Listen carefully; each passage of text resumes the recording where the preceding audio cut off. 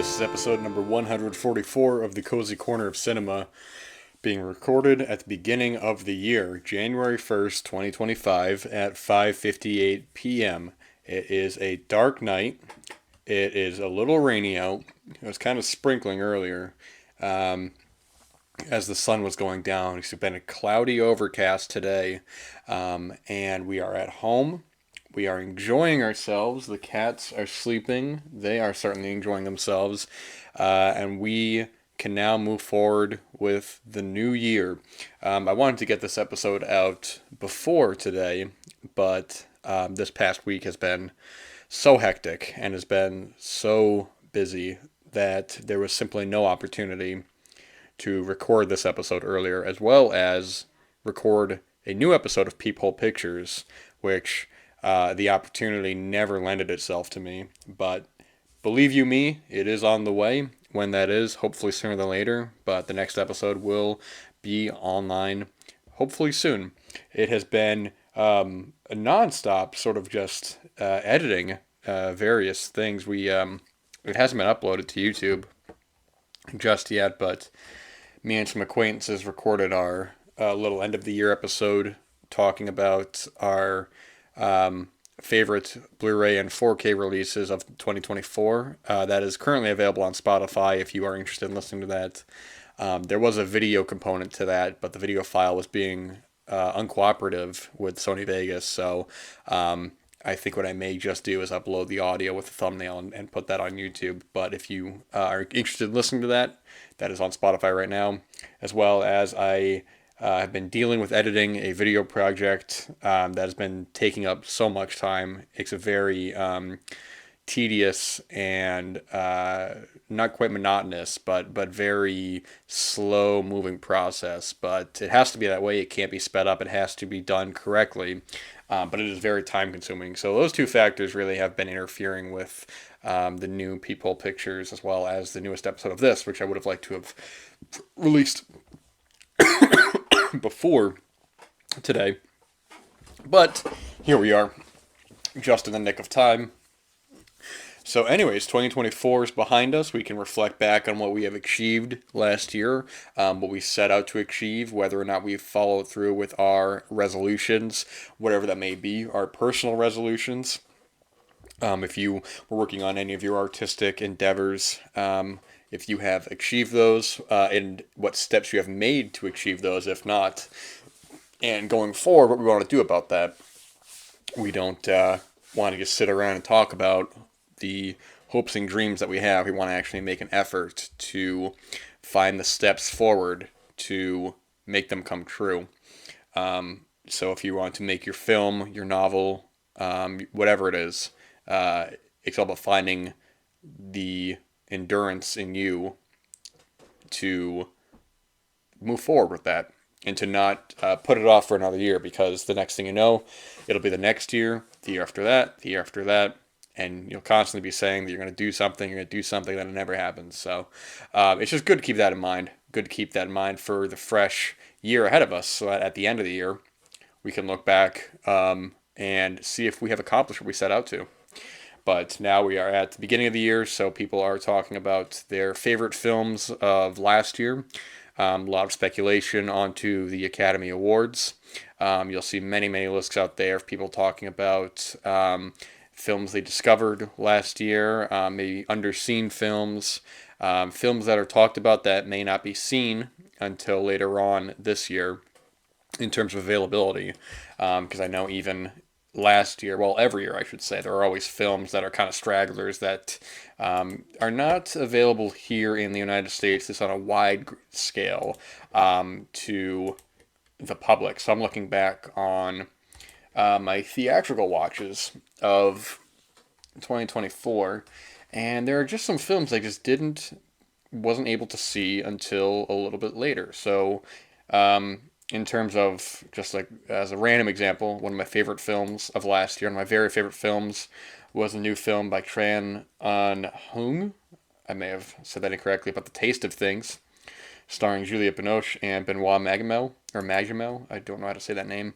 And I guess that's technically a 2023 film, but I counted it as one of my favorites of 2024 because I don't think I watched that theatrically until February.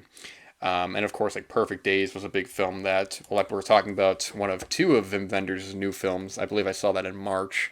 Um, so I don't think it really matters. You can split hairs all you want, but it's just interesting. I mean, the first film I saw in 2024 theatrically was Hirokazu Koreeda's new film Monster, which was one of the very best films of last year, but I guess it's technically 2023.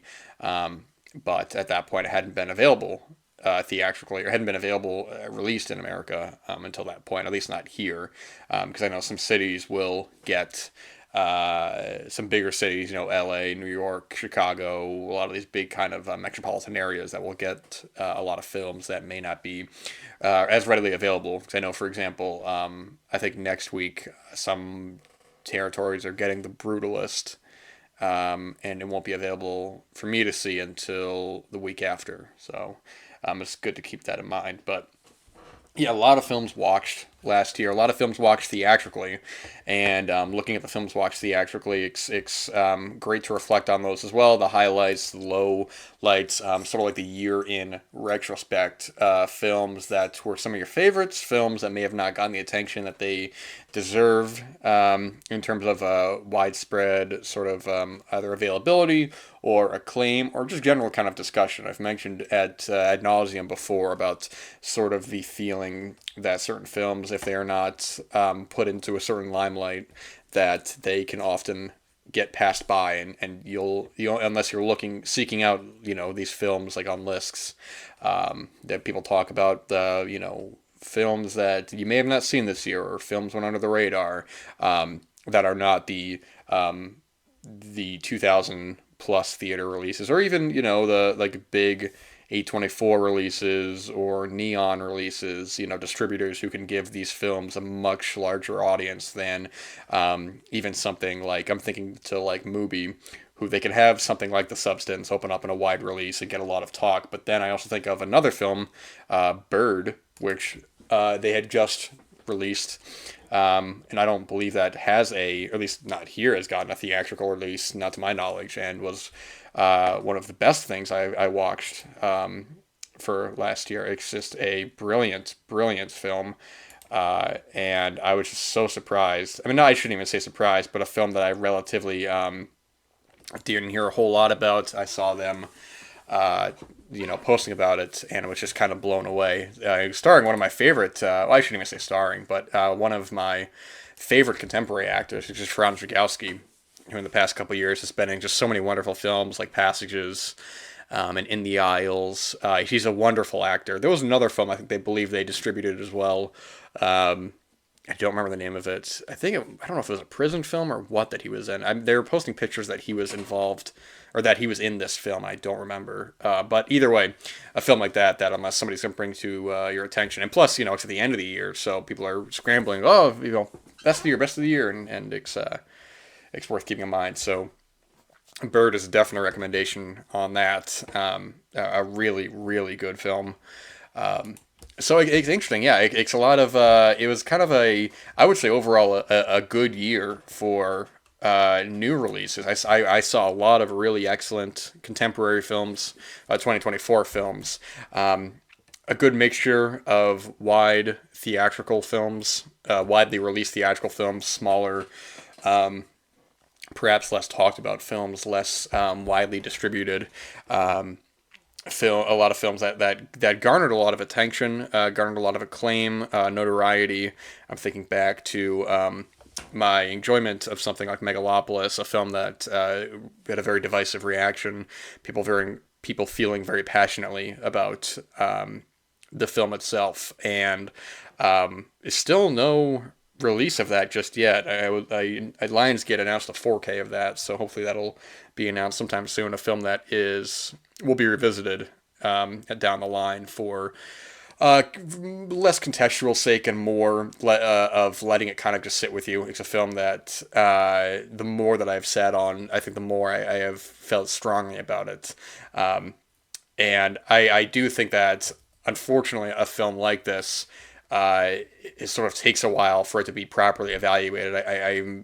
I do feel that oftentimes there, and it's nothing new, but I think the a critically acclaimed or critically disdained film is often overshadowing the perhaps the true content of the film itself. So a film that can receive unanimously wonderful reviews and high ratings online, and then you actually see it and you kind of have to separate yourself from that, rather than a film that came up maybe a couple years ago that you're unaware of, or maybe you heard it was good or heard it was not so good. You're not quite sucked into the vortex of speculation and of acclaim or disdain.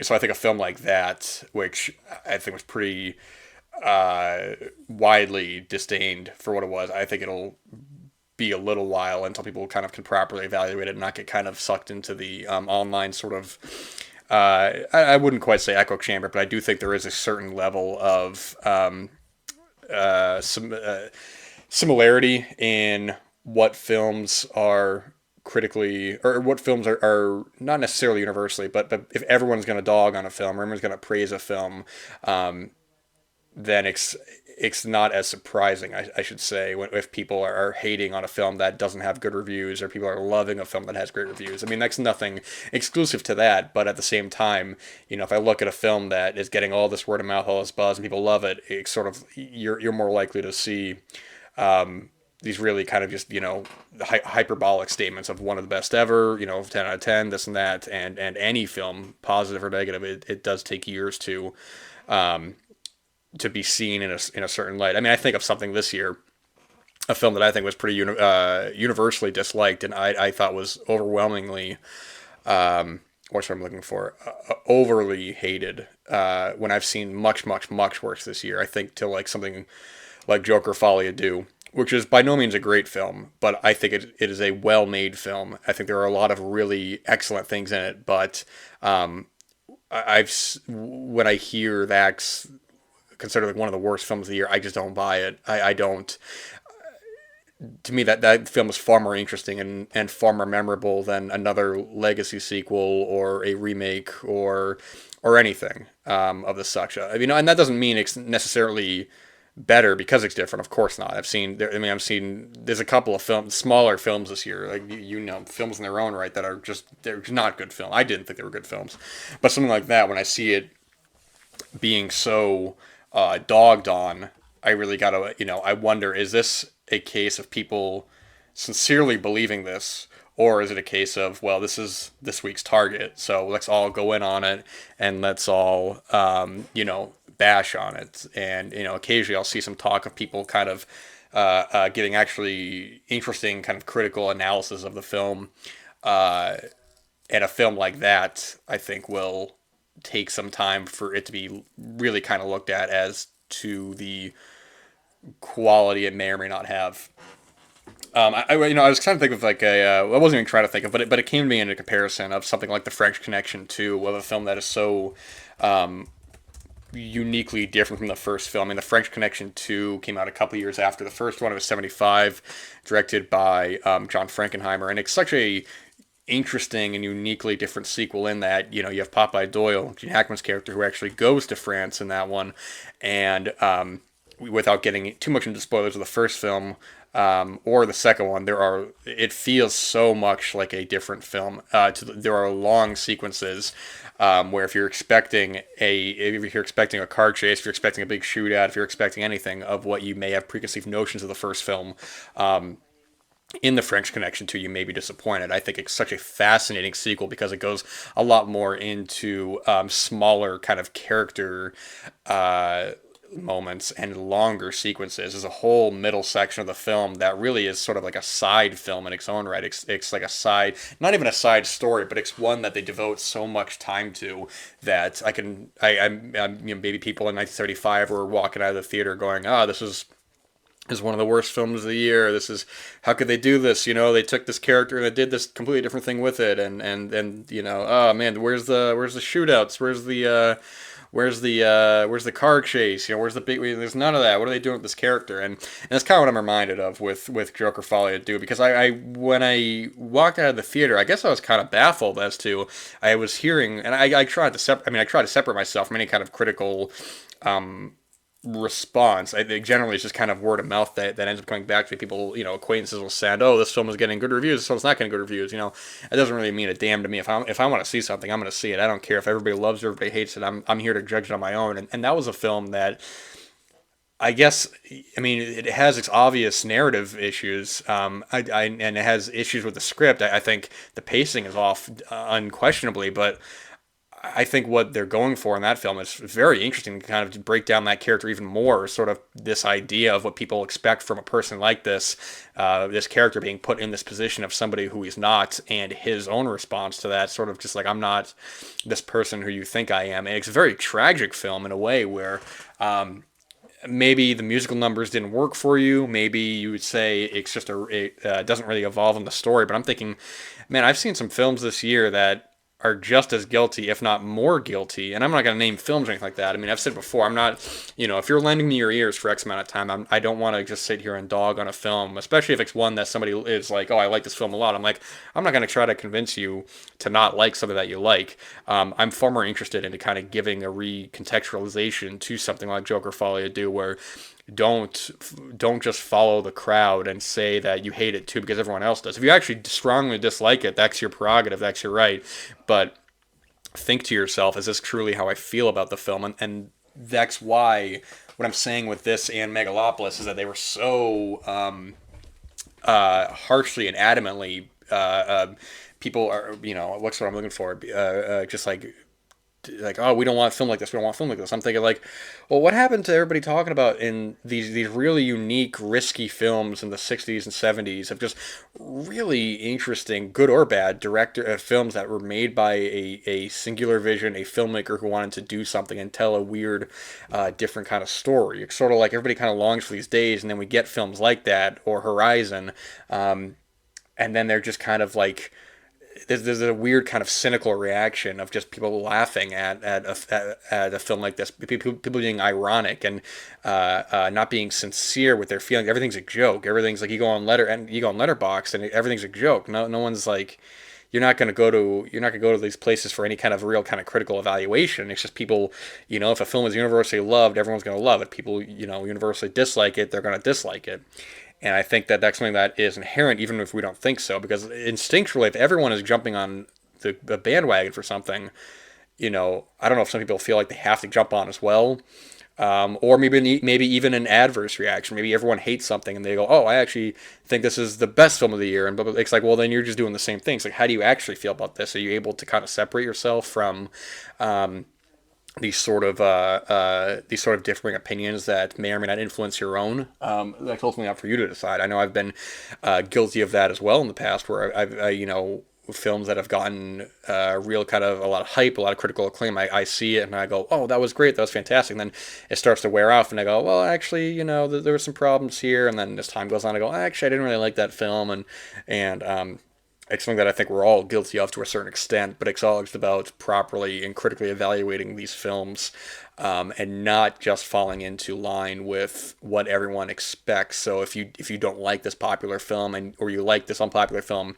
instead of being intentionally contrarian, it's like, what do you really feel about it? And that's why when I look at some of the films that have released this year, and there's just a lot of stuff that I'm just like, man, like these are just uninteresting, very just plain Jane, very safe, dull movies that are very disposable, and great reviews, this and that. That's all good, but they don't have any kind of long lasting staying power with me. So that's why a film just because it's different, it doesn't make it better. But I do think that if you're taking risks and you're doing something different with it, that does make it more interesting than just another franchise sequel or another version of some, series or book or previous material. I don't know. And that's not to say there aren't solid ones left. I mean, I'll tell you, like,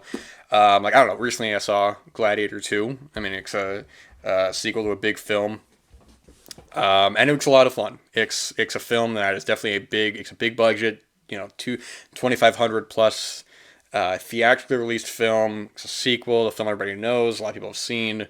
And yeah, it's a fun, solid end of the year action film. If you're looking for historical accuracy, you're not going to find it here. It is absolutely ridiculous. It's absolute nonsense. But I sat in that theater and I was like, man, I am enjoying myself. I'm actually having an enjoyable time sitting in this theater watching a big budget Hollywood movie. And that does not make it better or worse because it is a big budget Hollywood movie that is a sequel to another big film. I'm not saying that just because you are a film that takes wild, crazy risks that you're automatically better. Sometimes those risks are nonsense. A film like I don't know. One of my favorites last year, The Substance. I think is a great film that takes a lot of risks, good and bad. I think there's a lot of things it does really, really well. I think it's a really solid film. But then there's a certain point where I'm like, ooh, I don't know if I would have. I don't know. This isn't really working for me. So you give some and take some. I just think that when it comes to a lot of contemporary films. It's easier said than done, but really just kind of gain your own perspective.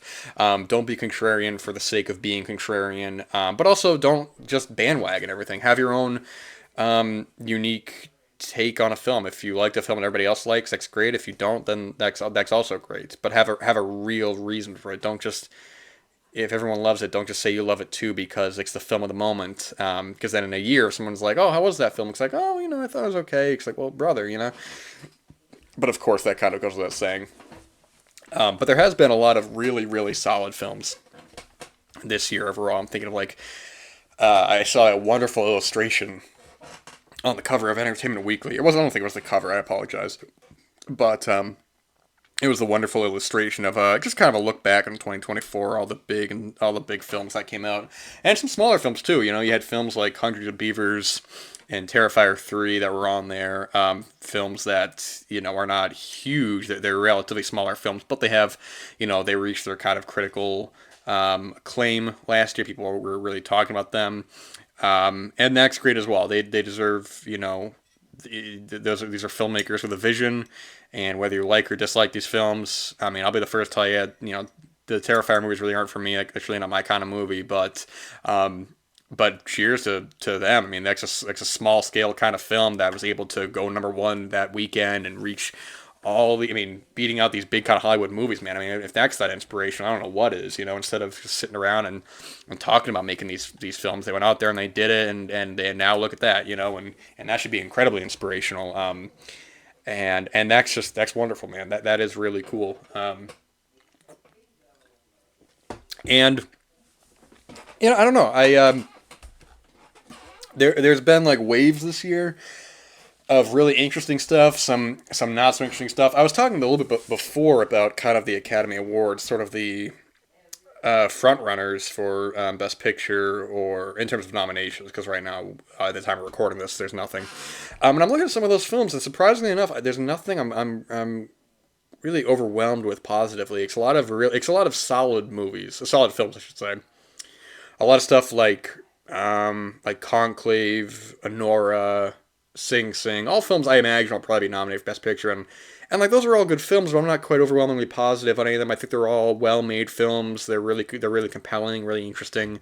But it's not quite like last year. It's like last year it's just a couple of like Oppenheimer, Zone of Interest, Killers of the Flower Moon, films I was really enthusiastic about. I was like, man, these are solid films made by just really good filmmakers, and telling really, really compelling stories.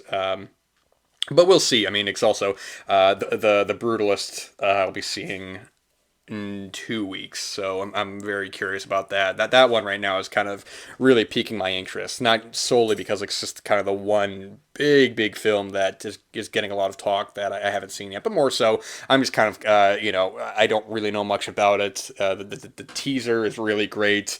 I think the runtime is just so fascinating. This kind of big epic film running at 3.5 hours. I've got a good feeling about it. I think I am gonna like it, but I'm also not gonna walk in ready to like it. If it's good, then great. If I don't like it, then I'm not gonna force myself to. But we'll see. We'll see. It's sort of hard to gauge these sort of things, but we do what we can. It definitely looks more in line to something that would appeal to me. than some other films. But when the Best Picture nominations get released, I'll do a quick kind of run through. Those are always fun to do because some of the films, I'm not as crazy about, and I like to kind of discuss maybe some of the more positive aspects of some of these films that I may not be a fan of. I know there's already a couple that I believe might be nominated that I'm not too crazy about, but it'll be good to at least talk about them to bring up the positive aspects of them. And I don't think it's just positively, just not give any kind of critical acclaim. Of course not. I mean, trust me, there's plenty of films. There's some real duds I saw this year, man. There are some real movies that I'm just like, oh boy, that is one of the worst things I've seen this year.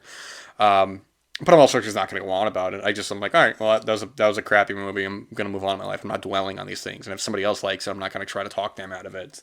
Because ultimately, if you are giving me your time, I would like to at least turn you on to films that may have passed you by, or films that may be readily available. A film like Maria, I saw theatrically. It's on Netflix. It's a solid film by Pablo Larraín, or Luca Guadagnino's new film Queer, which is one of my very favorite films I saw last year. I thought that was such a terrific film to keep an eye out for, and give some context, being like, hey, if you're gonna watch this film, watch it with the context of it being adapted from a William S. Burroughs novel. So keep that in mind, or maybe not. Maybe you watch that film with no expectations, and for better for worse, you're like, oh, this isn't really how I thought it was gonna turn out. But either way, I mean, in retrospect. I would say there's always better films.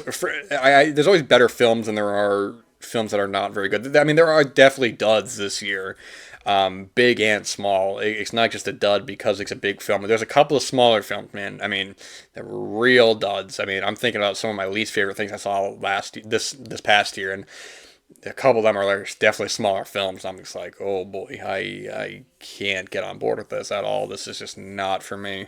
But that's okay. They're some of these movies are for an audience. I'm not gonna jump online and just start bashing these movies. Let's move on in your life. It's sort of like, all right, well, what can I gain? What can I walk away from with these experiences? People talk about the one thing that I really didn't agree with the Siskel and Ebert book, the biography of Siskel and Ebert, which was an excellent book, by the way. I talked about that before, but a really, really good look into the lives of this really kind of tumultuous, not even really friendship. These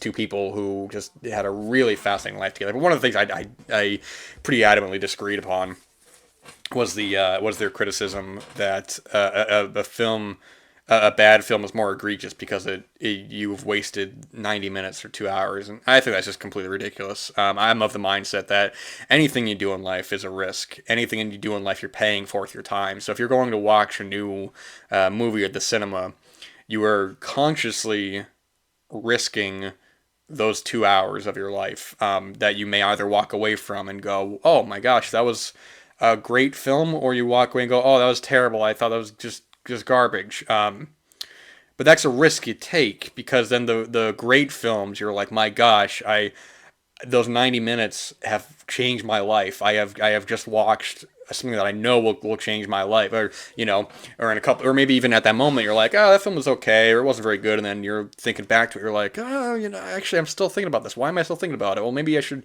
really go back, and you're like, oh my gosh, this film was great, and now because you have risked that time, your life is forever altered. So the idea, I mean, any book you read, any song you listen to, and you leave you go get ice cream at the shop or whatever, man. These are all risks you're taking with your time. You're making the conscious risk to maybe go drive 10 minutes for ice cream, and maybe, oh, this ice cream is terrible, it was so bad, or maybe it's great, and you go, ooh, man, I got to recommend this to people. It's nothing in life is guaranteed. But once we're aware of that, and once we're aware of how much we utilize our time consciously, then I think we're able to get a better appreciation for it. So when I walk out of a film that I don't like, that I'm like, ooh, that wasn't a good film, I'm not walking out going, oh, I wasted 90 minutes. Nah, man, I've never said that before in my life about a film or anything, or a book, or an album, or anything like that. I go, well, that was a risk that I just took, and it's up to me to realize, or to come to the conclusion of whether or not it paid off. But I'm running out of time. Guys, it's gonna be, you know what, it's gonna be a cool year. We got to make it a cool year. We're gonna work on our hopes, our goals, our dreams. I thought, 2024 was a solid year.